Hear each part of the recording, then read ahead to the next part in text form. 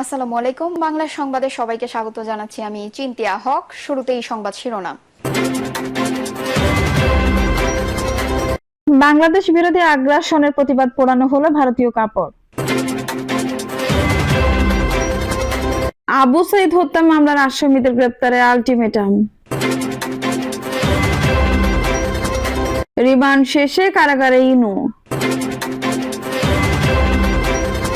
জানাবো বাংলাদেশ ভারত সম্পর্ক বিষয়ক ভাবনা। ভারতে বসে শেখ হাসিনার রাজনৈতিক কার্যক্রম নিয়ে যা বললেন বিক্রম মিস্ত্রি। এবং সর্বশেষ জানাবো তাবলিগ জামায়াত সাতপন্থীদের ঠেকাতে লাঠি হাতে জুবায়েরপন্থীরা, হামলায় আহত 2। দর্শক শুনছিলেন সংবাদ শিরোনাম, এখন বিস্তারিত। বাংলাদেশ বিরোধী আগ্রাসনের প্রতিবাদ পোড়ানো হলো ভারতীয় কাপড়। বাংলাদেশ বিরোধী ভারতীয় আগ্রাসনের প্রতিবাদে জয়পুরহাটে নাগরিক কমিটির ব্যানারে আয়োজিত মানববন্ধন থেকে ভারতীয় কাপড় পরানো হয়েছে। গতকাল শহরের 0 পয়েন্টে কর্মসূচি পালিত হয়। এই কর্মসূচিতে সভাপতিত্ব করেন জয়পুরহাট জেলা বিএনপির যুগ্ম আহ্বায়ক আব্দুল ওয়াহাব। বক্তব্য দেন জেলা যুবদলের সাবেক আহ্বায়ক এটিএম শাওনরাজ কবির শুভ্র, শহর বিএনপি সাবেক আহ্বায়ক মতিয়ার রহমান, হিন্দু বৌদ্ধ খ্রিস্টান কল্যাণ ফ্রন্ট জেলা শাখার আহ্বায়ক উৎপল দেবনাথ, জেলা তাঁতিদের যুগ্ম আহ্বায়ক দেলার হোসেন, জেলা ওয়ালামা দলের আহ্বায়ক লোকমান হোসেন প্রমুখ।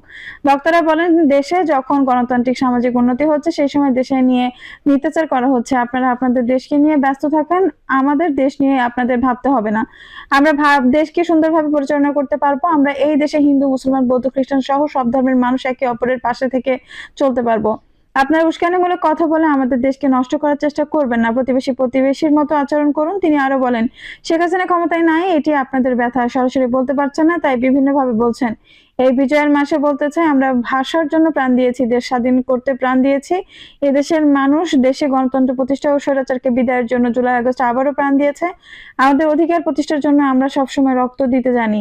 তাই আপনারা যদি এই দেশকে অশান্ত করতে চান, তাহলে আমরা আবারও দেশের স্বাধীনতা রক্ষার জন্য রক্ত দেব। আমাদের মধ্যে ধর্মীয় কোনো ভেদাভেদ নাই, সকল ধর্মের মানুষই আমাদের ভাই ভাই। আমরা সকলেই মানবিক মানুষ হিসেবে এই দেশকে করতে চাই। আবু সাইদ হত্যা মামলার আসামিদের গ্রেপ্তারে আলটিমেটাম।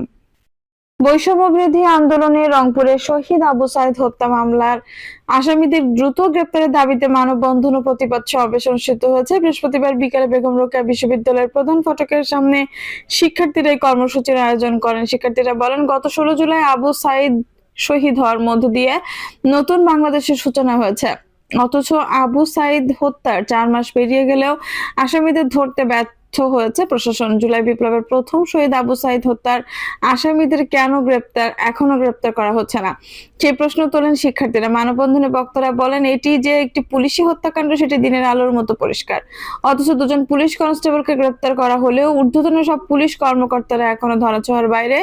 এই সময় হুঁশিয়ারি দিয়ে শিক্ষার্থীরা বলেন, আবু সাইদ হত্যার ঘটনায় পুলিশের ঊর্ধ্বতন কর্মকর্তা, ছাত্রলীগ, বিশ্ববিদ্যালয় প্রশাসনের শিক্ষক, কর্মকর্তা, কর্মচারী সহ যারাই জড়িত থাকুক তাদের দ্রুত সময়ের মধ্যে গ্রেপ্তার করা না হলে কঠোর কর্মসূচি ঘোষণা দেওয়া হবে। ঘণ্টাব্যাপী মানববন্ধন ও বিক্ষোভ সমাবেশে বেগম রোকেয়া বিশ্ববিদ্যালয়ের বিভিন্ন বিভাগের শিক্ষার্থীরা অংশ নেন। রিমান্ড শেষে কারাগারে ইনু।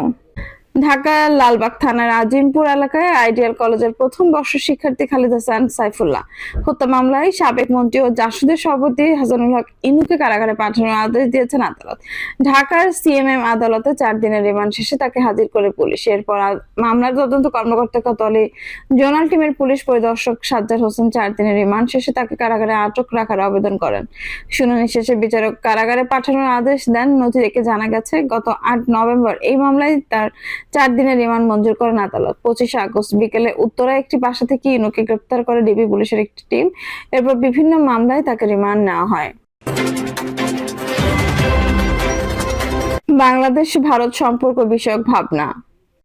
বাংলাদেশের সঙ্গে আমাদের সম্পর্ক দীর্ঘদিনের। অন্যান্য আমরা একটি অভিন্ন ভাষা ও সংস্কৃতি ছাড়াও যৌথ ইতিহাস, যৌথ ভৌগোলিক অবস্থানের মাধ্যমে সংযুক্ত। আমরা উভয়ই পারস্পরিক বিশ্বাস ও বোঝাপড়া এবং পারস্পরিক শ্রদ্ধার উপর ভিত্তি করে একটি সম্পর্কের সন্ধান করি ও সেটাকে মূল্য দেই। আমাদের জনগণের মধ্যে দিয়ে এক সুগভীর যৌথ সহানুভূতি রয়েছে। যার অনেকটাই 1971 সালের মুক্তিযুদ্ধের সঙ্গে সম্পর্কিত। এটি একটি জনগণ কেন্দ্রিক সম্পর্ক। আমাদের সম্পর্কে জনগণ ও জনমত যে মাত্রা প্রভাবিত করে তা আমরা অনেক সময় ধারণা করতে পারি না। একটি প্রতিবেশী দেশ হিসেবে জাতিসংঘে আমাদের সম্পর্কের প্রতি আমরা দীর্ঘমেয়াদী দৃষ্টিভঙ্গি ধারণ করি। বাংলাদেশের সঙ্গে আমাদের বন্ধন শক্তি লাভ করে এই বিশ্বাস থেকে যে আমাদের শান্তি, নিরাপত্তা, অগ্রগতি ও সমৃদ্ধি পরস্পরের সঙ্গে সংযুক্ত, এবং তাই আমরা বহুমুখী সহযোগিতার একটি দৃঢ় কাঠামোর মাধ্যমে পারস্পরিক সমৃদ্ধিতে অভিন্ন অংশীদারত্ব সৃষ্টি করার প্রচেষ্টা চালাই। উভয় দেশেরই বঙ্গোপসাগরের শান্তি, নিরাপত্তা, উন্নয়নের গুরুত্বপূর্ণ অংশীজন।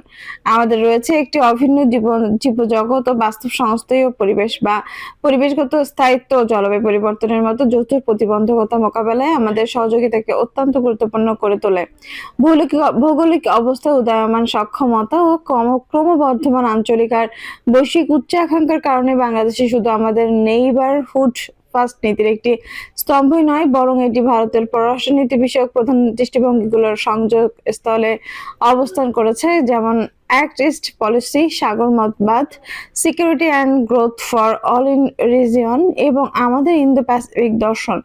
আমাদের বিশ্বাস এটি শুধু আমাদের দুই দেশের জন্য নয়, বরং পুরো অঞ্চলের জন্য একটি অত্যন্ত গুরুত্বপূর্ণ সম্পর্ক, কারণ আমাদের ক্রমবর্ধমান সক্ষমতা ও পরস্পরের শক্তি ও পরিপূর্ণতাগুলো কাজে লাগিয়ে আরো সংযুক্ত হওয়ার আকাঙ্ক্ষা রয়েছে। বাংলাদেশে bay of Bengal initiative for multi sectoral technical and economic কোঅপারেশনের অধীনে সংহতি এজেন্ডাকে এগিয়ে নেওয়ার ক্ষেত্রে অনন্যভাবে অবস্থান করছে, কারণ এটি এই অঞ্চলের ভৌগোলিক, রাজনৈতিক ও অর্থনৈতিক গুরুত্বের কেন্দ্রে অবস্থিত এবং বিমস্টেকের প্রধান কার্যকলাপের স্বাগতিক দেশ হিসেবে ভূমিকা পালন করছে। আমাদের সম্পর্কের মধ্যে যে অনেক রূপান্তরগুলো পরিবর্তন ঘটেছে এবং যা এই অঞ্চলের প্রবৃদ্ধির সম্ভাবনাকে উন্মুক্ত করেছে, সেগুলো একে অপরের উদ্বেগ ও আকাঙ্ক্ষার প্রতি আমরা যে পারস্পরিক সংবেদনশীলতা দেখিয়েছি তার ফল।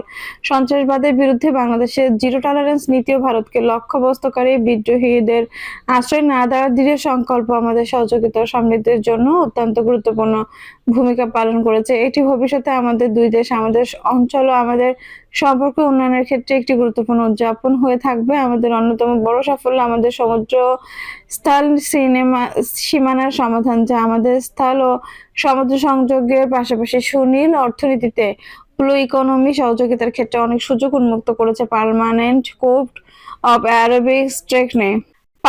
কোর্ট অব আরবিট্রেশনে বিষয়টি উপস্থাপন করে আমাদের সমুদ্র সীমার সম্মান এবং তারপর সেটার রায় মেনে যাওয়াটা হলো গণতান্ত্রিক ও নীতি নির্ধারিত আন্তর্জাতিক ব্যবস্থার প্রতি আমরা যে দৃঢ় বিশ্বাসী, এবং তা আমাদের দ্বিপাক্ষিক আচরণের প্রতিফলিত হওয়ার একটি চমৎকার উদাহরণ যা আমাদের উভয় দেশের জনগণকে সরাসরি উপকৃত করেছে। তা হলো আমাদের ক্রমবর্ধমান বাণিজ্য, অর্থনৈতিক সম্পৃক্ততা এবং আমাদের সংযোগ লিঙ্কগুলো। আজ বাংলাদেশ দক্ষিণ এশিয়া আমাদের সবচেয়ে বড় বাণিজ্যিক ও বিশ্বের পঞ্চম বৃহত্তম অংশীদার। সাফটের আওতায় ভারত একপাক্ষিকভাবে 1 দশকেরও বেশি সময় ধরে বাংলাদেশকে সব ধরনের পণ্যের জন্য শুল্কমুক্ত, কোটামুক্ত প্রবেশাধিকার দিয়েছে। সাফটের আওতায় ভারত একপাক্ষিকভাবে 1 দশকেরও বেশি সময় ধরে বাংলাদেশকে সব ধরনের পণ্যের জন্য শুল্কমুক্ত, কোটামুক্ত প্রবেশাধিকার দিয়েছে, যা বাংলাদেশ থেকে ভারতের রপ্তানি বৃদ্ধিতে সহায়তা করেছে। আমরা প্রায় বাংলাদেশের বাণিজ্য ঘাটতি সম্পর্কে উদ্বেগ শুনে থাকি, তবে এটি উপলব্ধি করাটা গুরুত্বপূর্ণ যে ভারত কর্তৃক বাংলাদেশের রপ্তানি অধিকাংশ বাংলাদেশের রপ্তানির একটি বড় অংশের জন্য গুরুত্বপূর্ণ উপাদান বা প্রয়োজনীয় পণ্য সরবরাহ হিসেবে কাজ করে, যা বাংলাদেশকে মুদ্রাস্ফীতির চাপ মোকাবেলায় সাহায্য করে। প্রকৃতপক্ষে একটি কম প্রশংসিত বাস্তবতা হলো ভারত এখন সমগ্র এশিয়ার বাংলাদেশের জন্য সবচেয়ে বড় রপ্তানি বাজারগুলোর একটি, যেখানে গত কয়েক বছরে ভারতের বাংলাদেশের রপ্তানি সর্বোচ্চ $2 বিলিয়ন আশপাশেই রয়েছে, এবং আমরা চাই এই সংখ্যাটা বৃদ্ধি পাক। আমরা দৃঢ়ভাবে বিশ্বাস করি সংযোগের একটি প্রধান সহায়ক, যা আমাদের সমাজ, আমাদের ব্যবসা, আমাদের জনগণকে একে অপরের সঙ্গে নিবিড়ভাবে সংযুক্ত হতে, পরস্পরের মাধ্যমে উপকৃত হতে সহায়তা করে, এবং আমরা এই ক্ষেত্রে যথেষ্ট অগ্রাধিকার ধারণ করেছি। আমরা জাতীয় পণ্য উভয়ের জন্য 1965 এর আগের 7টি রেলপথের মধ্যে দিয়ে পুনরুদ্ধার করেছে। আমাদের দ্বিপাক্ষিক বাণিজ্য ও জনগণের মধ্যে যোগাযোগের একটি বড় অংশ 36টি কার্যকর স্থল শুল্ক বন্দরের মাধ্যমে পরিচালিত হয়, যার মধ্যে 5টিকে সমন্বিত চেকপোস্টের স্তরে উন্নত করা হয়েছে। এই মাসের ঠিক শুরুতে আমরা পেট্রোপোল সমন্বিত চেকপোস্টের নতুন অবকাঠামো সংযোজন করেছি, যা পণ্য পরিবহন ও যাত্রী সুবিধা উল্লেখযোগ্যভাবে বৃদ্ধি করে। আজ বাংলাদেশের পোশাক রপ্তানিকারকরা তিনটি বড় ভারতীয় বিমানবন্দর কলকাতা, দিল্লি ও বেঙ্গালুরুকে তৃতীয় দেশে রপ্তানির জন্য অত্যন্ত সাশ্রয়ী ট্রান্সশিপমেন্ট কেন্দ্র হিসেবে ব্যবহার করেছেন, যা পশ্চিমা বাজারে বাংলাদেশের পণ্যগুলোকে আরো প্রতিযোগিতামূলক করে তুলছে। আমাদের গভীর সমুদ্র বন্দরগুলো বাংলাদেশের রপ্তানিকারকদের একই ধরনের সুবিধা দেওয়ার জন্য প্রস্তুত। আমাদের সংযোগগুলো শুধু বাণিজ্য ও পরিবহনেরই সীমাবদ্ধ নয়, আমরা শক্তিশালী জ্বালানি সংযোগও নির্মাণ করেছি। এর কিছু উদাহরণ হলো গত বছর চালু হয় একটি নতুন আন্তঃসীমান্ত ডিজেল পাইপলাইন, যা ভারতের একটি শোধনাগার থেকে বাংলাদেশে হাই স্পিড ডিজেল নিয়ে আসে।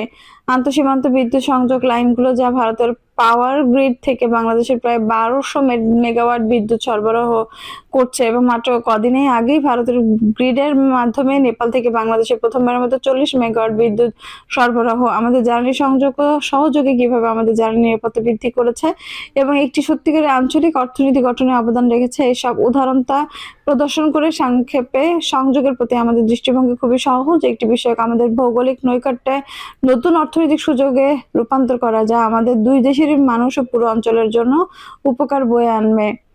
জনগণই আমাদের সম্পর্কের ভিত্তি, এই বিশ্বাসে স্পষ্ট হয়ে ওঠে যখন কোভিড-19 আমাদের আঘাত হানে এবং আমরা একে অপরকে সাহায্য করতে উদারতাভাবে এগিয়ে আসি। এটি বাংলাদেশের জন্য আমাদের বিস্তৃত ভিসা কার্যক্রমেও প্রতিফলিত হয়। তবে বর্তমানে সীমিত কার্যক্রম থাকা সত্ত্বেও আমরা প্রতিদিন ঢাকার অন্য যে কোনো কূটনৈতিক মিশনের তুলনায় বাংলাদেশি নাগরিকদের জন্য বেশি ভিসা ইস্যু করে থাকি। দর্শক, এই ছিল এখনকার সর্বশেষ সংবাদ। নিশ্চয়ই ভালো লাগলে অবশ্যই একটা লাইক দিন, কমেন্ট করতে মূল্যবান মতামত জানান। সবসময় আমাদের পাশে থাকতে সাবস্ক্রাইব করে বেল বাটনটি অন করে রাখুন। ধন্যবাদ।